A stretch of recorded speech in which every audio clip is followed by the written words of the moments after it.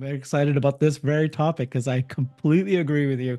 In just a few, days here with Elon confirming why they're moving the Robotaxi event, I actually think this is a very, very big news, and we can talk about it. Hello, everyone. Welcome to Next Big Future.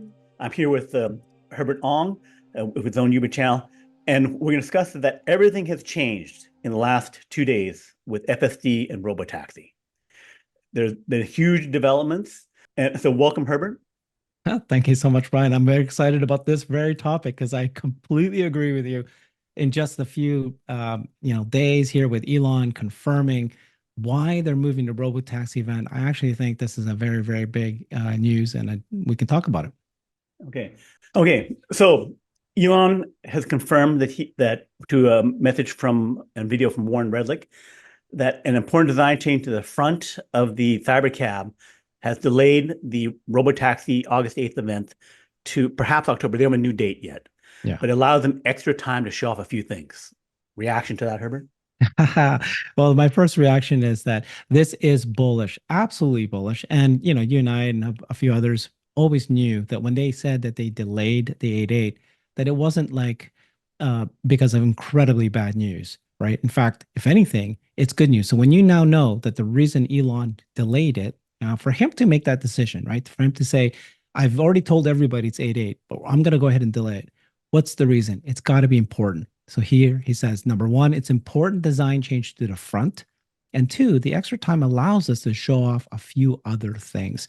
So, I've heard Kathy Wood just a few days ago in an interview, and she was saying how this event is going to be historic. It's going to, he wants to knock the socks off of everybody because it's so important event, right? This is not just another product reveal. This is a date that's going to cement and kind of solidify the change that Tesla is going through from a car company to in this case, a robo-taxi subscription-based software AI company. So he wants to make sure that this comes across really well. So this change is so bullish because there's more prototypes, or at least a change to the prototype. So an important design, their front, like I was talking to Jeff about this, but when you think about it, like it's not just, Franz is designed this many years ago. They've already agreed to design. He's not going to go, you know what? I kind of prefer it to have a little angle. I want this angle to be better. That's not this. An Right. important design change in the front. I think this is another feature or functionality. I haven't Mhm. figured out what this is, Right. but it's got, like it leans to me more than just a cosmetic appearance. Um, and so that's one. I think that that's going to be very exciting. And then the other one is it allows us to show off a couple of, a few more things. Mhm. So I much prefer them to really wow the audience, and this Mhm. allows them to do that. And it's only 2 months. I was saying, Right. talking to Jeff about it, and going, if it was a real issue, a real problem with the vehicle issue, they'd delay it for 6 months or even longer. This is just two Right. months, so it means that they were already super close. They just Right. wanted to make it a little bit better. So the other announcement was that Elon's confirmed that they're testing 12.5 Yeah, near the unprotected left turn or at the unprotected left turn for Chuck Cook. Chuck, if people don't know, is one of the main public testers of Tesla FSD. He has this unprotected left turn where you turn, there's no lights, there's cars going both ways, and a yeah, difficult turn. It's a challenging test. So whenever there are Tesla employees testing Tesla cars near Chuck's house, that means they're close to another release.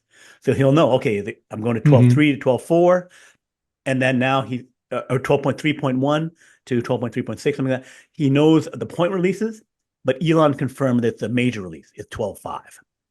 And 12.5 is a huge deal because it supposedly has reverse, right, basically feature complete, hand waving, all the major features in it.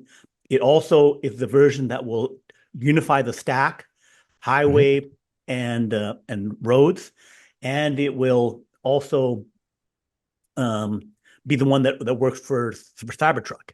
So 12.5 is a major release, which would then be ready and fully deployed, tested, and rolled out to the entire fleet definitely by October, and perhaps in that August September timeframe. I mean, August would have been tight because now we're only 3 weeks away to Right. get a 12.5 and have it polished because there's a 1 month, 6 week shakeout period where the public needs to adapt. Your reaction? Yeah. So, okay. So let's see.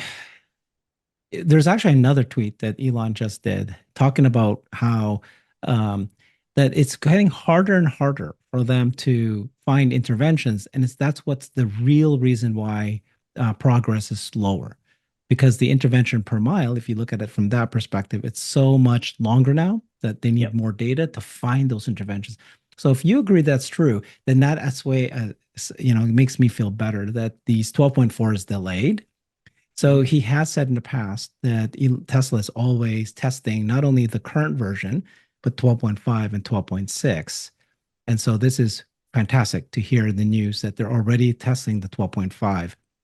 So initially, right, we're all worried 12.4 has been delayed. And we're like, okay, oh my God, based on this delay, this means that what we thought how fast it's improving may not be the case. Actually, no. Oh, actually, they're already testing 12.5. And then he made the comment that actually it's taking us longer only because the interventions are less. So if you take what he said is right, that means that in his mind, 12.5 and 12.6 are that much, like really, really, really good.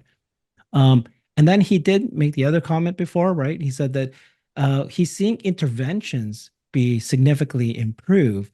The part where people are complaining about 12.4, it's more about the just the regular driving because they overtrained finding interventions, and then they needed to retrain, right? He explained that Mhm. metaphor.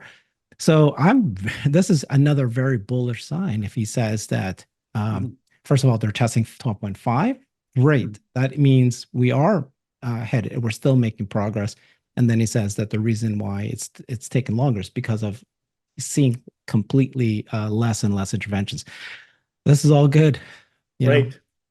So you also spoke with Frida Duan, who Yeah. is I didn't speak to at her, but I looked at her. I reported on her new report. right. Yeah. So Frida is someone who works at Altimeter Capital, which is Yeah. a VC firm that's $10 billion. Brad Gerstner, Bill Gurley, and she, as one of the analysts, tested all of the U.S. robotaxi companies as well as all the Chinese robotaxi Yeah. companies, and also their ADAS systems and stuff, and tested the Tesla systems. And she says that the Chinese systems with LiDAR are better than the US systems with LiDAR, Yes. better features, but inferior to Tesla FSD.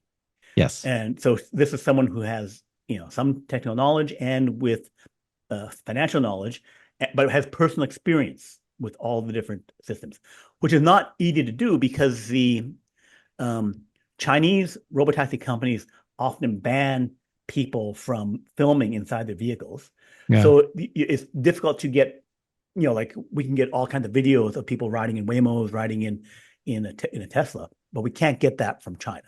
So we only have then their word of mouth say so. And there's also with a Chinese professor who analyzes the self-driving systems, and he says they're at about version 11 of Tesla.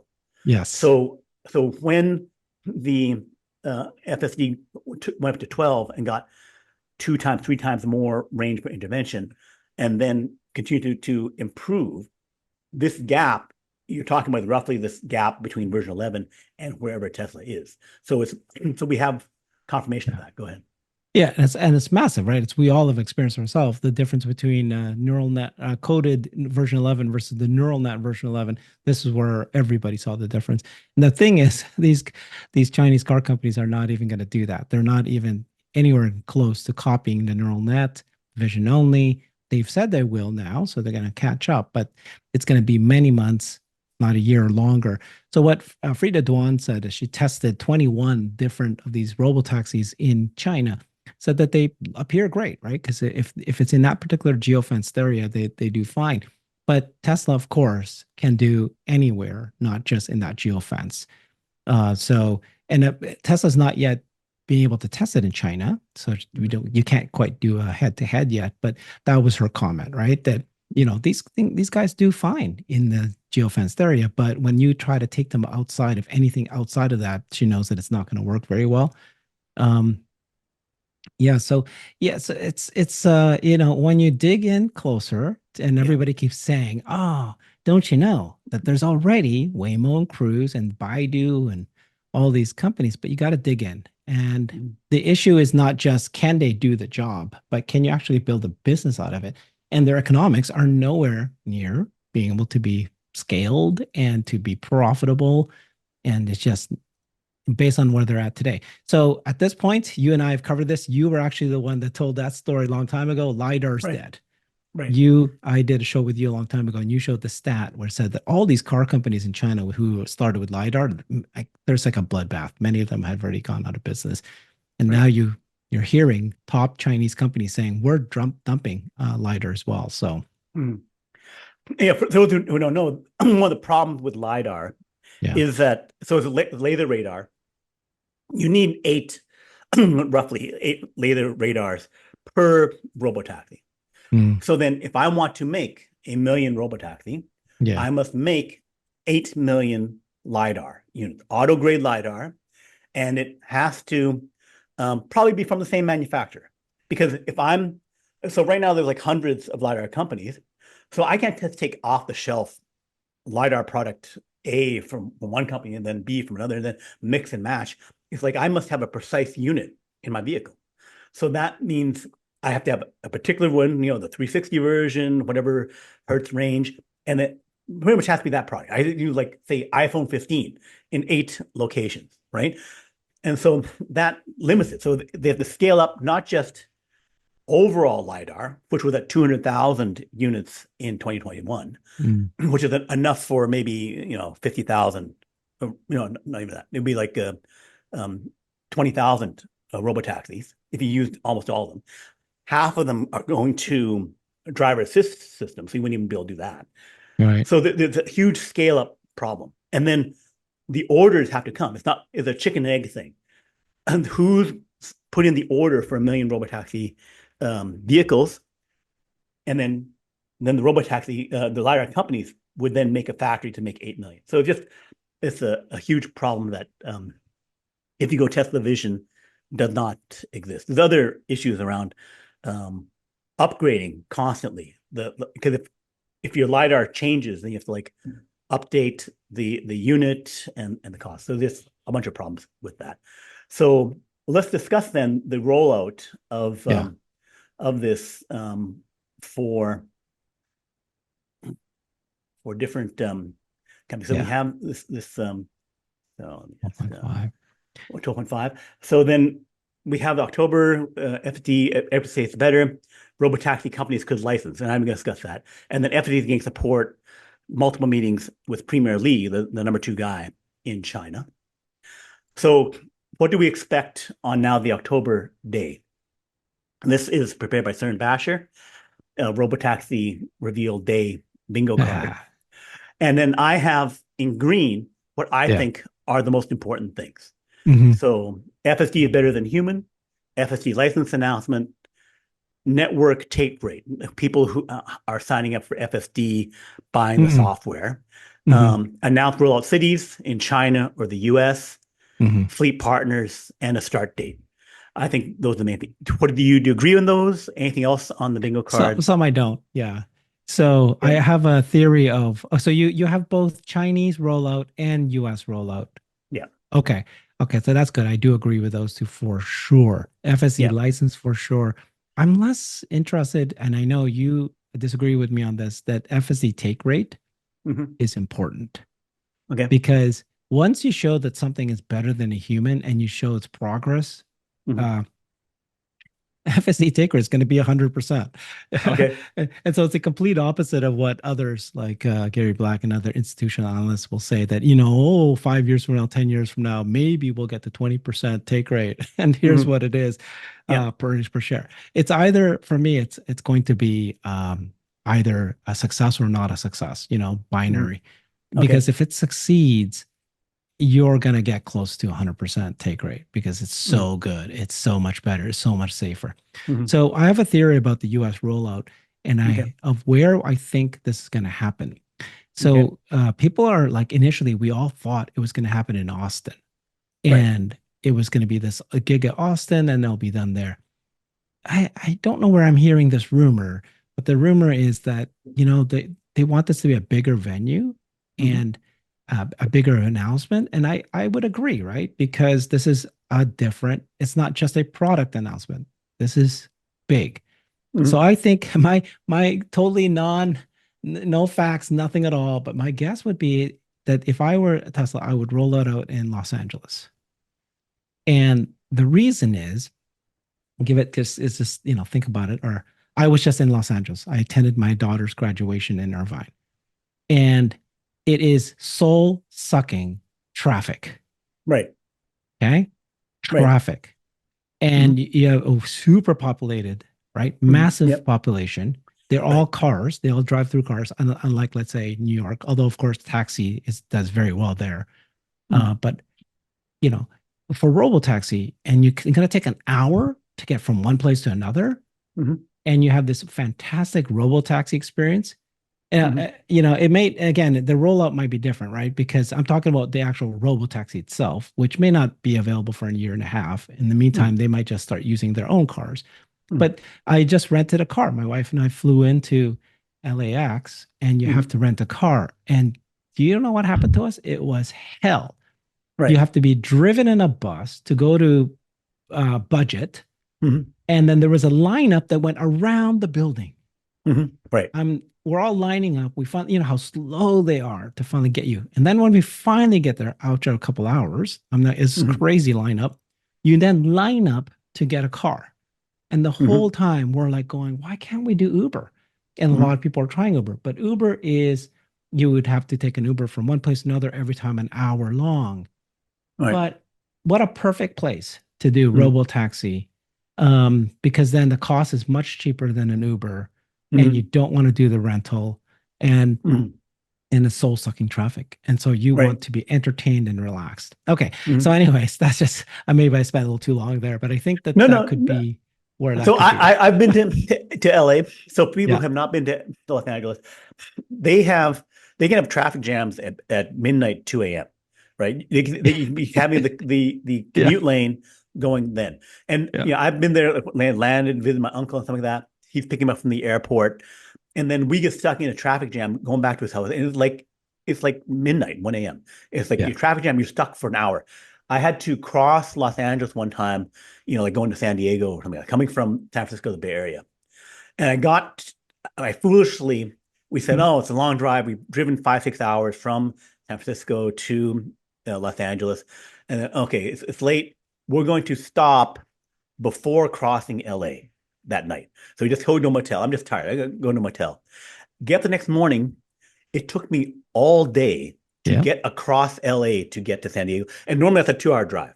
But it was like Yeah. there was like 5 accidents or something like that. And it Yep. was like the car you're constantly virtually parked to get 12 hours across a city. It was just like, oh my God. It's just like it's just brutal.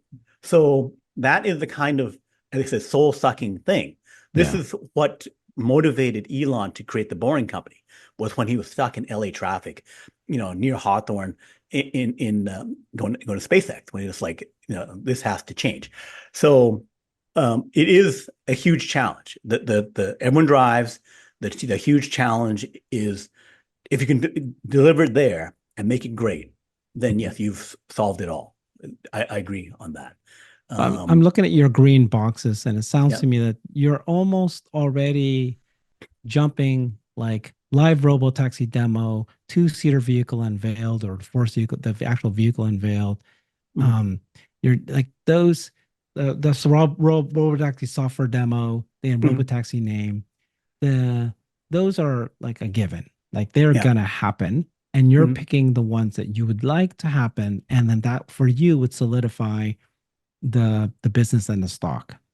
Right. So I'm looking at that. Those things are important. I want to see those things happen. But if the compact car is unveiled, or the two-seater Robotaxi, if you see it, they have to make it in large volume before it truly matters, right? So the fact that they have the vehicle, you can see it. It's just like I showed you the Cybertruck 5 years ago, Yeah, it doesn't until you matter. start making them, Right. 4 years later. So hopefully the time is short, and I would hope it Hmm. would be.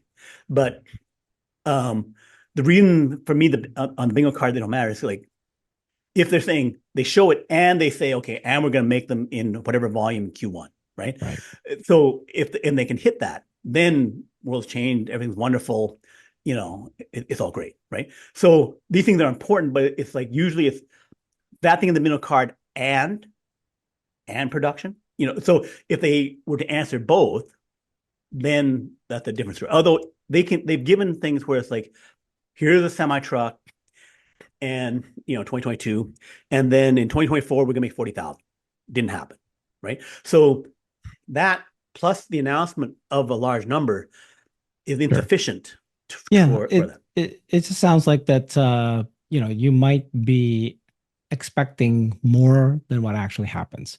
What could Right, happen is just simply the ones I've named already. And then the ones in green, there's very high likely they don't do any of this. right. They may not do anything. So Yeah. I'm just saying, not that I expect them to happen per se, although I Yeah. hope they do. It's like, for me, this is what matters. It's like Yeah. they could hit all these things. Yep. I could expect them to do whatever. It's Yeah. not That would be expectation out for of the me. park. Right. That So would be out of the it park. it Yeah. goes to me as to this is analysis of Tesla FSD Robotaxi. I'm looking only at, okay, how many cars in the fleet in the top number. So we have about 6.5 million cars. By the end of the year, we have 7 million in 2024. About 400,000 FSD have been sold over the years. Hmm. And then total FSD ready, let's say 6 million. Hmm. It actually could be more, it could be like 7.1 million, but I'm saying, it's the US and China that those are the ones I'm expecting to have the FSD. This is based on my analysis. And then you mentioned the take rate. Here's why I think the take rate is important. Yeah. That at, at some point, there's a matching between how great is 12.5 and 12.6 and whatever the latest version is, and how many people buy it. Hmm. So 10%, 20%, 40%. So the Gary Blacks of the world who say, it doesn't matter how good your robotaxi is, if you still Exactly. have a human driver, blah, blah, blah, right? Hmm. So I'm saying that even if you're not regulatory approved to Yep. remove the driver or to not have remote drivers, the quality of the FSD associates to how great is this thing? Do I want to get it? Must I have it? And my theory is that, when you get to 2,000 miles plus per intervention, 5,000 miles, you start hitting Hmm. these things. If I would say 2,000 miles, 10%, 5,000 miles, 20%, 20,000 miles, 40% is my rough Yeah. thing. The miles per intervention is the key to it. Mm. I'm going through an example. Let's assume in 2024 with 12.5 fully released, rolled out, that we get to 10%, right? So that's 600,000. Yeah.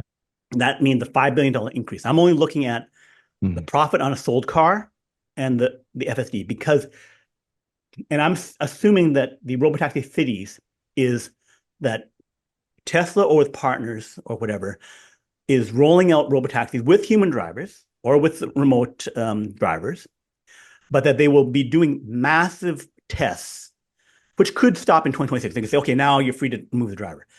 I'm just saying that we get to massive scale with human drivers because the 1,000 Apollo Go vehicles, which is the Baidu Apollo in the China version of Waymo, they still have 80, 90% drivers, human drivers in the vehicle. And they also have like 70% that are remote driven. So they're already in that phase of still having a lot of safety drivers either in the car or remote. So I view that as being irrelevant to the fact that they need to scale, get market share with the robotaxi vehicle, get the trust of people into the vehicles. Because right now they're like giving the ride away in order to get people to like try this thing that you have not tried before, right? So, but the thing is that my case is that the robotaxi companies, and there could be more joining them, like a car company like BYD could get into the game too, that they will get to millions of robotaxis in order to grab market share, anticipating we're going to get the authorization to remove these people in a year or two. The driver, the remote drivers, those will be gone. But I must have working software robotaxi vehicles in mass numbers, generating the data in every city that I want to go to. I need to race against We Ride, or Waymo and Lyft need to do this thing. You're racing to get the market share in anticipation of this final event. The other thing that the people who say, well, Tesla doesn't need partners and Tesla needs whatever, is that one of the things in 2027 I had to do is I need to start pulling back on how many cars can Tesla make, or how many cars can Tesla and their partners make. I need to pull that back. And I also started thinking about, even at 8 million cars, if I have heavy usage, robotaxi usage, which is 3 times more than a regular vehicle, I don't have enough superchargers to do it. So Tesla and the Chinese government have to make way more robotaxis, way more superchargers for robotaxis, and also increase the solar power and megapacks and other things in order to do all of the energy. So there's, just like when there's an explosion of AI data centers, you need to build this other infrastructure. So Tesla's role is make the software work, make the superchargers, make all this other stuff so that I can deliver this to more partners, because we're all going to have to collectively spend $1 trillion, $5 trillion to change the world. If we're going to do it, Archimed's talking about 2035. There's this massive spending that has to occur. And so they will have to have partners. They will have to have government buy-in all along the way. So some kind of weird skimming strategy, like some people suggest, where, I'd only do 6 cities, I put Uber out of business in order to get, Uber scale money of like $40 billion a year. It's like, that is chump change, right? Because I'm talking about like $166 billion for Tesla's cut in 2027, right? So that's 4 times bigger than Uber by 2027 by just working with partners. I'm not saying taking no money from a network. I'm leaving that to the partners, which won't be the case. Tesla will get some of that. I'm just saying, even if I got 0 out of that number, it won't matter. Any reaction to what I'm saying here? Yeah, so I loved it. You explained this to me previously, and I love the idea that you're explaining, just to clarify to people, is that Tesla is very likely going to partner with an automaker. That's what he's talked about. But even before then, you think that these robotaxi companies that are out there, like a Baidu, who's not an automaker, who's already offering this out there, they'll be the first to partner. I agree with that. The part I don't agree with, and unfortunately, it's me, because everyone else agrees with you, Alexandra, Jeff, everybody I've talked to. This idea that there's going to be a human driver ride-hail service that Tesla would do with themselves and with their partners for the next several years while they train and learn before they're not. I don't think that that's going to happen. I don't think that Tesla's going to roll out a robo taxi service and there's going to be a driver there. I think that that's why Tesla has not done it, because they could have done it, but they don't want to. And so, people think that Tesla will the very first thing they'll do is roll out ride hail with you and me. I have a car, and I would physically be there like an Uber driver, and people can ride hail me, and I would take my Model 3 and drive them so that Tesla can learn how to use the app and all that. No. I just don't think so. This is a big, big debate because I'm the only one who says I don't think that. So you think that's what they'll do. I agree with you that for the purpose of functionality, right, they don't need to have the person in there. If they get to the low interventions for this thing, then technically, engineering wise, safety wise, you're not getting that much more from the safety driver or from the remote driver. I agree that could definitely become the case. My thing is that the regulators, US in particular, China probably as well, would want to have data with safety drivers, with your vehicle, with your vehicles, your Model 3, your Model Ys, build up that data. And I think that having the data from people, owners with FSD, would be different from, in their mind, from Robotaxi as a commercial service. Okay. So, and I think it may be only a year. If I get to 500,000 cars in 2025, like I have here, 550,000, if I operate those for 12 months and everything's, great, no problems, they could say, okay, beginning of 2026, take out those drivers. We lift the regulation that says you must have in China one remote driver for every 3 vehicles, right? They say nope, you've done it, and now we let you go free on that. So I'm not saying this can be 3 years before they remove the drivers, the remote drivers. I think it's jurisdiction dependent, and I think that there needs to be specific data gathered in country that they would say, okay, it's worked great in China. Here you can go do LA, New York, and blah blah blah. I think that each jurisdiction would want it. So I think it's a jurisdiction regulatory thing. So for me, this is my analysis does a few things. One is it shows how many Robotaxi do I need in order to get a 4X roughly in the stock, which I'm saying is like 2.5 million Robotaxi. It could be a bit less if the actually it could be substantially less. It could be like 500,000 if Sternbasher, who you have on a lot, says, okay, we can make $100,000 a year per Robotaxi. Then instead of $16,000 to get 2.5 million to make a 4X in the stock, 500,000 vehicles. If you're making 100,000 each and Tesla's getting 60% of that or like that, then that could be a 4X on that. So you can get that sooner. But my thought exercise of extrapolating forward is to also look at the number of vehicles and the infrastructure scaling. Like if I look at that, say, okay, you're starting at 24 million cars total. So then the production levels for Tesla to keep doing it all by themselves to get to 20 million vehicles, something like that, starts to have issues. That's where they want, if I want to get to 100 million vehicles, then I need to have BYD, Toyota, Ford, all of them on board, unless I want a 3-year delay as I scale up myself to. No, they want partners. They've been asking for partners, and he's put full court press on partners. He's always saying in every meeting he has, we're open to partnership. Right. And now that FSD is to the point where 12.5 is getting better, and he's talking about less interventions, they know the number. And so if you trust what he's saying, he's believing that we're there. And so then, more car makers will partner. That's going to happen. And that's how you get so much scale, so much faster than anyone else. So even those people who say, oh, there's other car companies, they will catch up. Yeah, maybe they will. But by that point, let's say 3 years from now, 5 years from now, let's say the best car company comes out 3 years from now, they got the same thing. But at that point, Tesla's not just Tesla. Tesla will have probably 3-4 other automakers all licensing Tesla software. So it just doesn't matter if they copy it. Right. And then for the adoption rate, other things, and the usage numbers, the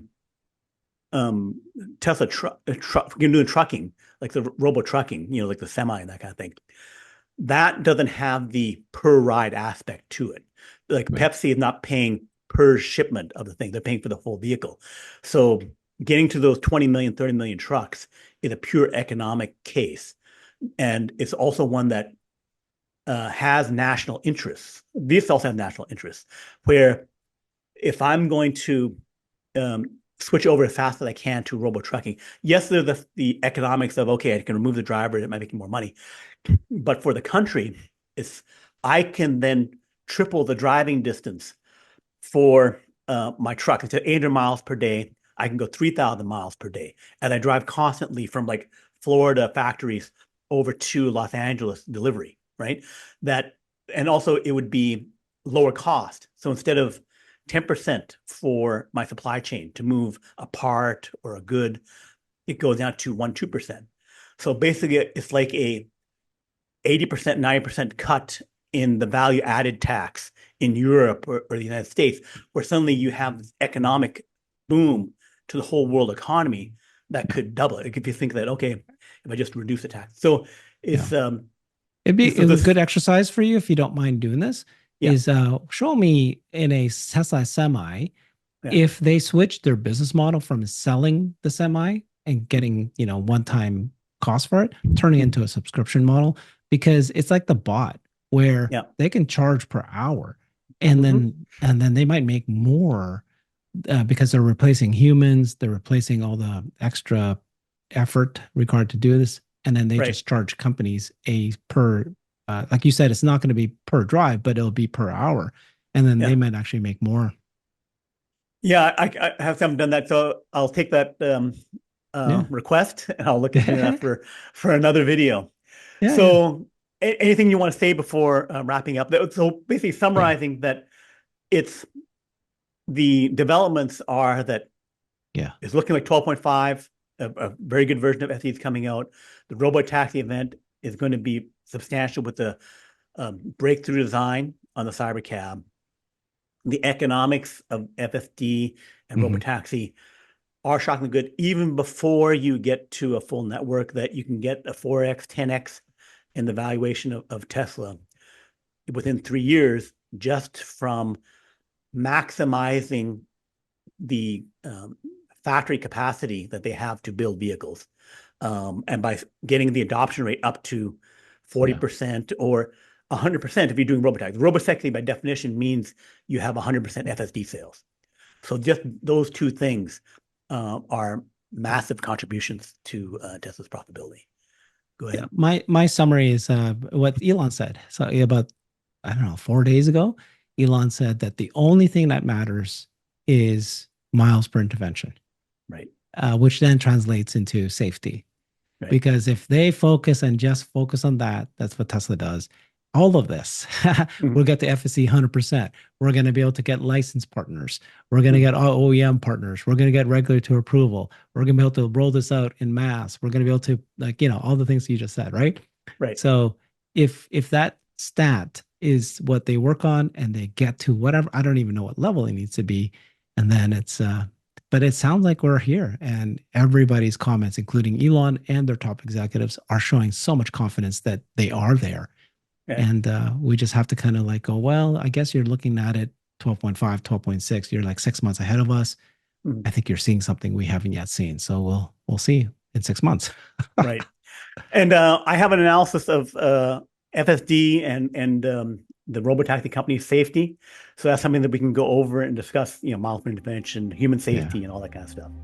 Cool. So thanks for Okay. having me on, Herbert, Yep. and we'll Thanks. talk again next time. Thanks, Brian. Thanks. Appreciate you.